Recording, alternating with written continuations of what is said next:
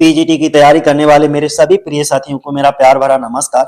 आज की वीडियो में हम लोग डिस्कस करेंगे पीबी शैली का एक इंपॉर्टेंट लैरिकल ड्रामा, बर्स लैरिकल ड्रामा आपको हो ज्यादा अच्छा है तो ये बर्स लैरिकल ड्रामा हम लोग डिस्कस करेंगे जिसका नाम है हेलास। अगर हम हेलास की बात करते हैं तो ये लिखा गया है 1821 में और इसको पब्लिश कराया 1822 में। अच्छा, हेलास को पढ़ना क्यों जरूरी है पीजीटी के लिए? मोस्ट इंपॉर्टेंट इसलिए है क्योंकि ये पीबी शैली के द्वारा पब्लिश्ड यानी कि लास्ट पब्लिश्ड वर्क है, ध्यान बनाए रखना। और जब किसी भी राइटर का लास्ट पब्लिश्ड वर्क हो या फर्स्ट वर्क हो तो उससे क्वेश्चन हमारे बनते ही बनते हैं। तो आपको ये वर्क, आपको इनका जो बर्स लैरिकल ड्रामा है ये हेलास, इसे पढ़ना ही है, हर हाल में पढ़ना है, समझना है, जानना है। तो चलो शुरुआत कर लेते हैं सबसे पहले कि सबसे पहला ही हमारा क्वेश्चन है हेलास इजा, तो ये क्या है? एक बर्स लैरिकल ड्रामा है। दूसरा क्वेश्चन है the author of Hellas is, Hellas को किसने लिखा है? तो भाई हेलास को पर्सी बिशी शैली यानी कि पीबी शैली के द्वारा लिखा गया है। तीसरा क्वेश्चन है हमारा Hellas was written in, Hellas को कब लिखा गया? 1821 में दोस्त, और उसके अगली साल 1822 में इसको पब्लिश कराया गया, ठीक है ना। तो आगे पब्लिशिंग डेट है आपके सामने, ये जो हेलास वाज पब्लिश्ड इन ये कब आया? 1822 में।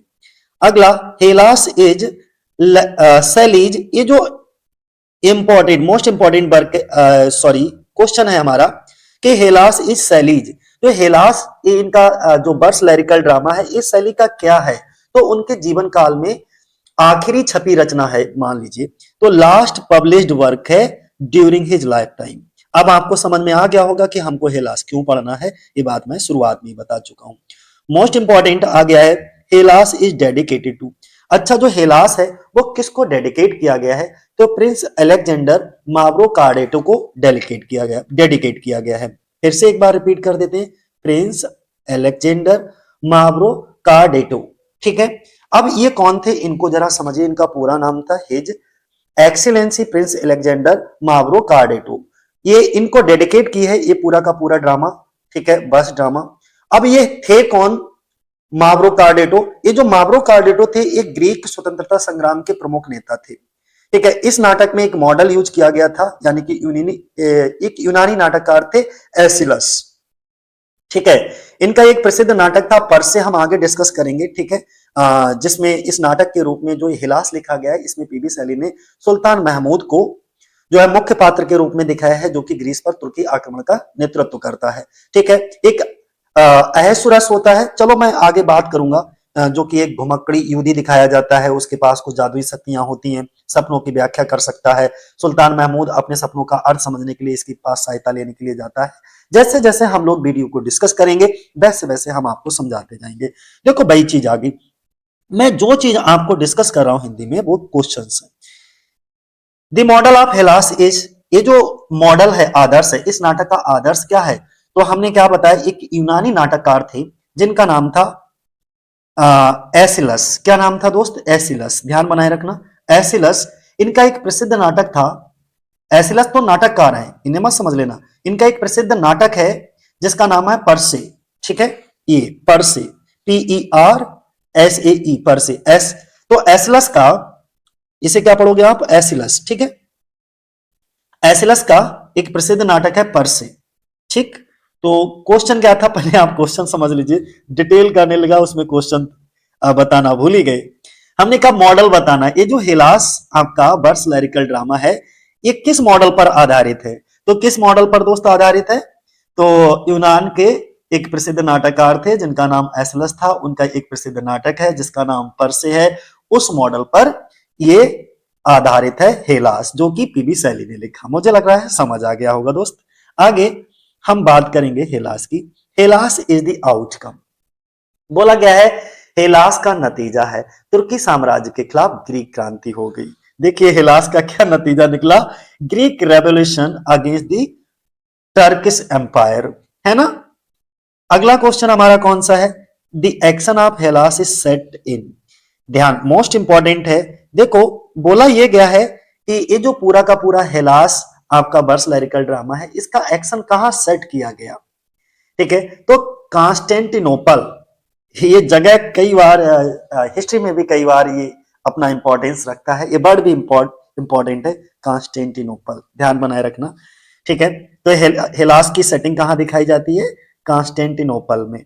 ठीक है। डेडिकेट किसको है? तो मावरो कार्डेटो को, जो कि इनका पूरा नाम बड़ा लंबा है, हिज एक्सीलेंसी प्रिंस अलेक्जेंडर मावरो कार्डेटो, उनको डेडिकेट है। ये एक्चुअली क्या थे? ग्रीक स्वतंत्रता संग्राम के प्रमुख नेता थे, तो उनको इन्होंने, पीबी शैली ने इस हेलास को डेडिकेट किया है। और किसका मॉडल अपनाया था? तो एक यूनान के ही नाटककार थे, प्रसिद्ध नाटककार एसिलस, जिनका एक प्रसिद्ध नाटक था परसे, उसके मॉडल को इन्होंने अपनाया। हमने सारी चीजें आपको बता दी, सेटिंग भी बता दी। ठीक है। कॉन्स्टेंटिनोपल में है। अगला 10 नंबर का क्वेश्चन है, Shelley compose Hellas while staying in. अब देखो इसकी सेटिंग तो कहां है? कॉन्स्टेंटिनोपल में है, लेकिन ये सेटिंग समझ करके ये क्वेश्चन 10 नंबर का गलत मत कर देना। सैली ने हेलास की रचना की जब वे कहां थे? तो जब ये पीसा में थे तब ये लिखी। ठीक है। सेटिंग कॉन्स्टेंटिनोपल में है, लेकिन इस पोइम की कब रचना की? तो इन्होंने जब पीबी शैली पीसा में थे तो उस समय इस पोइम की रचना की। बर्स लैरिकल ड्रामा है, पोइम ना कह करके हम इसको बर्स लैरिकल ड्रामा बार बार बोलेंगे, तो ध्यान बना रहेगा, क्योंकि कभी कभी क्वेश्चन पूछ लिया जाता है हेलास क्या है, तो ये एक वर्स लैरिकल ड्रामा है, जो कि 21 में लिखा गया, 22 में पब्लिश हुआ था। ठीक है ना। 11 नंबर का क्वेश्चन है हमारा, one main purpose of writing Hellas was to. Hellas लिखने का एक मुख्य मकसद था। वो मुख्य मकसद क्या था दोस्त? वो ये था, सी नंबर पे, ग्रीक आजादी की लड़ाई के लिए पैसे जमा करना, यानी कि रेज मनी, पैसों को जमा करना। किस लिए जमा करना? For the Greek war of independence, Greek आजादी की लड़ाई के लिए पैसे जमा करना। तो हर क्वेश्चन इसका मोस्ट एंड मोस्ट इंपॉर्टेंट है। टॉप 30 क्वेश्चंस मैंने उठाए हैं जो कि मोस्ट इंपॉर्टेंट है। The Turkish ruler highlighted in the drama as. ठीक है। देखो, ड्रामा में जिस तुर्की शासक को हाईलाइट किया गया है, उसको इन्होंने, पीबी शैली ने जब हेलास लिखा है, तो उस रूलर को, यानी कि शासक को किस नाम से दर्शाया? सुल्तान महमूद करके। मैं पहले भी बता चुका हूं कि जो सुल्तान महमूद होता है, इस नाटक का हेलास का मुख्य पात्र होता है, जो ग्रीक पर तुर्की आक्रमण का नेतृत्व करता है, प्रमुख लीडर दिखाया जाता है। ठीक है। तो सुल्तान महमूद, यानी कि सी ऑप्शन हमारा क्या हो जाएगा? सही हो जाएगा। एक बार आगे, Sultan Mahmud take charge of. 13 number का क्वेश्चन पूछा गया है, ये जो सुल्तान महमूद होते हैं ने किन चीजों की जिम्मेदारी ली थी? तो ग्रीस पर तुर्की का हमला, यानी कि टर्किश अटैक ऑन ग्रीस। तो हम पहले ही बता चुके हैं कि ये जो सुल्तान मोहम्मद होते हैं, जो ग्रीक पर तुर्की आक्रमण का नेतृत्व करते हैं। जब तुर्की ग्रीस पर आक्रमण कर रही होती है, तो उस समय का नेतृत्व कौन कर रहे होते हैं? सुल्तान महमूद। अगला क्वेश्चन हमारा क्या है? एक और इसी नाटक में एक अन्य पात्र दिखाया जाता है, अहसुरस। तो जो अहसुरस होता है, अहसुरस इन द प्ले इज, इस प्ले में अहसुरस कौन होता है? तो वॉन्डरिंग ज्यू होता है। अब जरा अहसुरस के बारे में समझ लो। ये एक घुमक्कड़ यहूदी दिखाया जाता है। अच्छा, इसके अंदर कुछ जादुई शक्तियां प्राप्त हैं अहसुरस को। ठीक है। जो सपनों की व्याख्या कर सकता है। जादुई शक्तियां क्या है? कि अपने सपने लेकर इसके पास जाओ, उसको एक्सप्लेन कर देगा। तो सुल्तान महमूद अपने सपनों का अर्थ समझने के लिए इसकी सहायता लेते हैं। तो आपको, मुझे लग रहा है अहसुरस बहुत अच्छे से समझ आ गया होगा कि इस प्ले में वो एक वॉन्डरिंग ज्यू दिखाया जाता है, एक घुमक्कड़ यहूदी दिखाया जाता है। एसुरस इज गिफ्टेड विद, ये जो एसुरस होता है उसमें कुछ मैजिकल पावर्स होती हैं, मैंने कहा बताया, इसको कुछ जादुई शक्तियां प्राप्त हैं। अगला 16 नंबर का क्वेश्चन क्या? एसुरस इज कैपेबल। अच्छा, इसे जादुई शक्तियां प्राप्त होने के साथ साथ में इसमें कुछ कैपेबिलिटी भी है, कुछ क्षमता है कि यह सपनों की व्याख्या कर सकता है। तो interpreting dreams, C option. Interpret क्या करना होता है? व्याख्या करना होता है ड्रीम, सपनों की।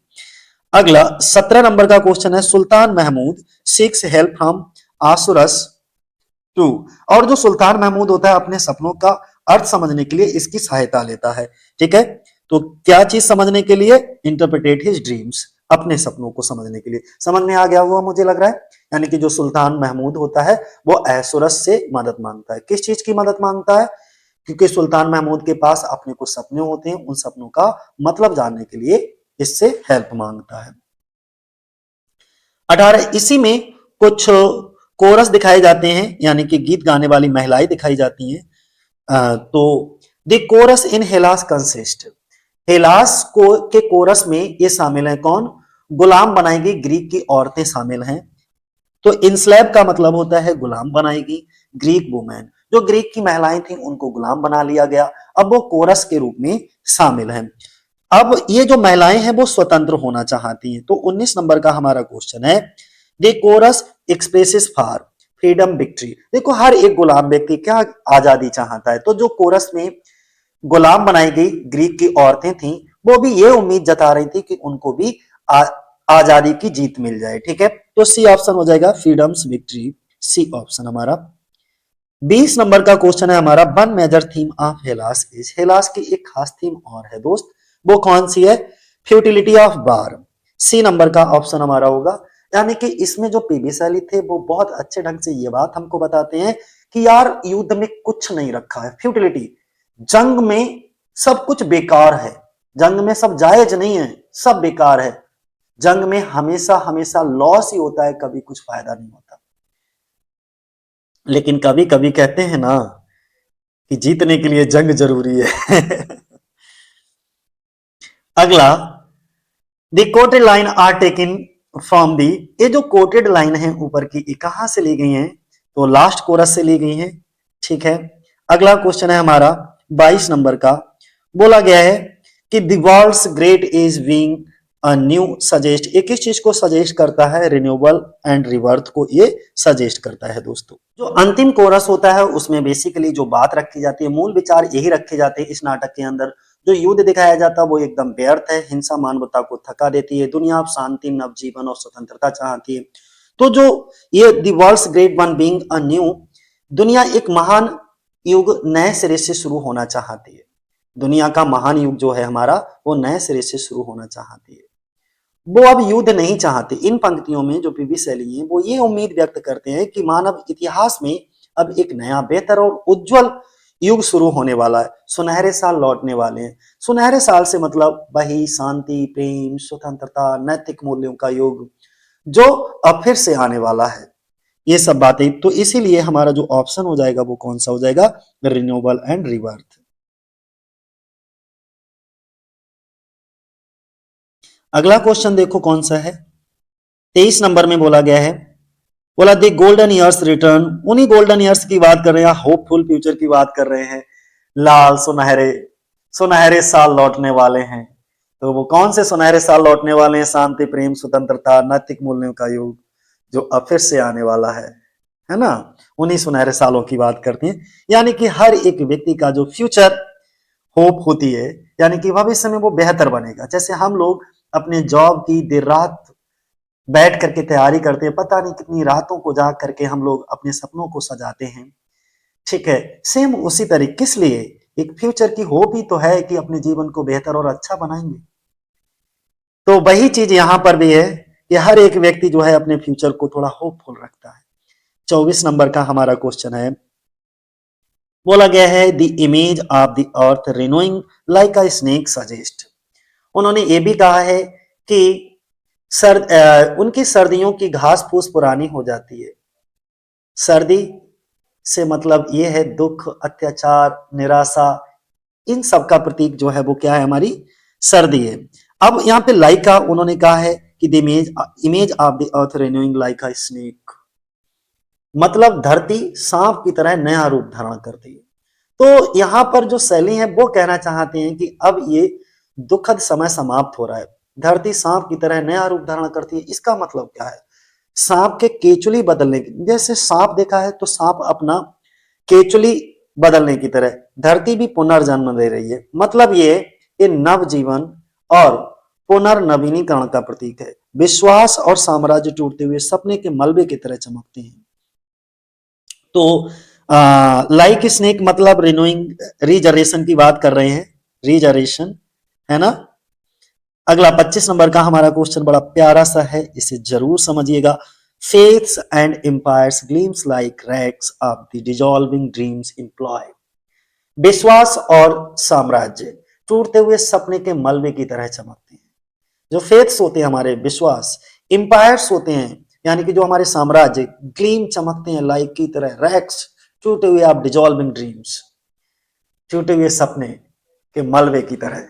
तो टूटे हुए सपने के मलबे की तरह जैसे हम लोग नहीं अपनी तन मन धन से अपनी रातों की नींद हराम कर देते हैं। और इमेजिन करो जिस दिन रिजल्ट आता है, कुछ लोगों का रिजल्ट में सिलेक्शन होता है, कुछ का नहीं हो पाता है, तो हमारे जो विश्वास होता है, ऐसा लगता है पूरा का पूरा साम्राज्य टूट गया है। जो टूटे हुए सपने हैं वो मलबे की तरह चमकने लगते हैं। ऐसा लगता है एक जो हमने ख्वाबों की एक बिल्डिंग बनाई थी, वो ख्वाबों की बिल्डिंग अब टूटती हुई नजर आ रही है, एकदम मलबे में तब्दील हो गई। और 8 से 10 दिन हमारे आंखों के आंसू नहीं थमते, हम रोते रहते हैं, लेकिन फिर से हिम्मत करते हैं, फिर उठते हैं और फिर से अपने रास्ते पर चल देते हैं जो हमारा सपना है। वहीं पर इस पोएम के अंदर सॉरी इसमें इस लाइन में बताया गया है कि डेक्लाइन ऑफ ओल्ड पावर्स, जो ओल्ड पावर्स होती हैं उनका भी पतन होता है, 100% होता है, ठीक है, पतन सबका होना है। The repeated cry sees emphasize, अब यहाँ पे ओह रुको क्या नफरत, यहां पर क्या नफरत और मौत वापस आनी चाहिए। सीज एम्फेसाइज करती है तो प्रोटेस्ट अगेंस्ट वायलेंस, ये एक भावुक और करुण पुकार है। शैली मानवों से पूछते हैं, मानवता से पूछते हैं, ह्यूमैनिटी से पूछते हैं, इंसानियत से पूछते हैं, क्या फिर से नफरत और हिंसा की जरूरत है? क्या इंसानों को मारना और मरना चाहिए? यह पंक्ति शैली के युद्ध विरोधी दृष्टिकोण को प्रकट करती है। वे युद्ध को अमानवीय और निरर्थक मानते हैं कि युद्ध करना ही अमानवीय है, एकदम निरर्थक है, उससे कुछ भी हासिल नहीं होता। कड़वी भविष्यवाणी को कलश में बेकार मत करो। अगली लाइन, तो हमने क्या बताया, ये जो रिपीटेड सीज है ये एम्फेसाइज किसको करता है, प्रोटेस्ट अगेंस्ट वायलेंस। जो पीवी शैली है वो विरोध करते हैं हमेशा वायलेंस का। अगला question most and most important, ये लाइनें हैं कुछ जो कि मोस्ट इंपॉर्टेंट है हेलास की, लिरिकल वर्स ड्रामा है हमारा। Must man kill and die reflect Shelley's, क्या बात है, क्या इंसानों को मारना और मरना चाहिए? कितनी बड़ी बात कह दी, क्या इंसानों को मारना और मरना चाहिए? क्या फिर से नफरत और हिंसा की जरूरत है? ठीक है, इससे यह पता लगता है शैली का जो युद्ध विरोधी दृष्टिकोण है वो पता चलता है कि वे युद्ध को अमानवीय और निरर्थक मानते थे। ठीक है, एंटी वार सेंटिमेंट दिखता है यहां पर उनका। 28 नंबर का क्वेश्चन है, the world is very of the past suggest, दुनिया अतीत से थक चुकी है। The world is very, very का मतलब होता है थकना, ऑफ द पास्ट। आज के डेट में भी आप कभी टीवी चैनल्स पर डिबेट्स को देखिएगा, कितना थकाऊ डिबेट होती है, जहां पर डे टू डे जिस जिस चीज की हमको जरूरत है, शिक्षा, स्वास्थ्य, रोजगार, उनका कहीं कोई जिक्र नहीं होता है। जिक्र होता है तो एक ऐसी चीज का निरर्थक, जिनका कोई मतलब ही नहीं है, अमानवीय एकदम, ठीक है, उन सब चीजों का जिक्र हो रहा होता है। और सबसे बड़ा जिक्र हो रहा है अतीत का जो गुजर चुका है। तो वही बात यहां पर पीबी शैली कहते हैं कि दुनिया अतीत से थक चुकी है। हम लोग भी अतीत की बातों को सुन सुन करके थक जाते हैं। अरे हमको प्रेजेंट में जीना है और फ्यूचर को संभालना है, अतीत से सीखना है, अब उसका रोना क्या रोना है। तो अतीत, हमारा तो मानना यही है कि पास्ट में की गई गलतियों से सीखो, प्रेजेंट में अप्लाई करो और फ्यूचर को निखारो, बेहतर बनाओ। The world is very of the past एक सजेस्ट करती है, किस चीज को सजेस्ट करती है, तो डिजायर फॉर चेंज। और ये विशेष ध्यान रखना, अगर आप पढ़े लिखे होते हो तो आपके अंदर रीजनिंग आ जाती है, लॉजिक आ जाता है, तर्क वितर्क करने की क्षमता आ जाती है, सही गलत इन सबको पहचानने की क्षमता आपके अंदर आ जाती है। यानी कि तब आप जो रूढ़वादिता होती है उससे कहीं ज्यादा ऊपर उठ चुके होते हो। तब 28 नंबर का क्वेश्चन हमसे यही सवाल करता है, क्या दुनिया अतीत से थक चुकी है? मानव समाज अब पुराने संघर्षों, युद्धों और अत्याचारों से ऊब चुका है? यानी कि डिजायर फॉर चेंज, अब वो ऐसी इच्छा रखता है कि कुछ परिवर्तन हो, चेंज हो। ओहो, क्या वह मर सकती है, आखिरकार आराम कर सकती है? ये पंक्ति गहरी पीड़ा और थकान को दर्शाती है। शैली चाहते हैं कि दुनिया या तो पुराने अत्याचारों से पूरी तरह मुक्त हो जाए या फिर शांति पाए। तो ये हेलास का अंतिम कोरस था जिसमें एक उम्मीद की गई थी, शांति की अपील की गई थी और मानवता का संदेश दिया गया था। मैं तो यही कहूंगा, ये बहुत प्यारा सा है, इनकी अंतिम जो है पब्लिश्ड वर्क था, ठीक है।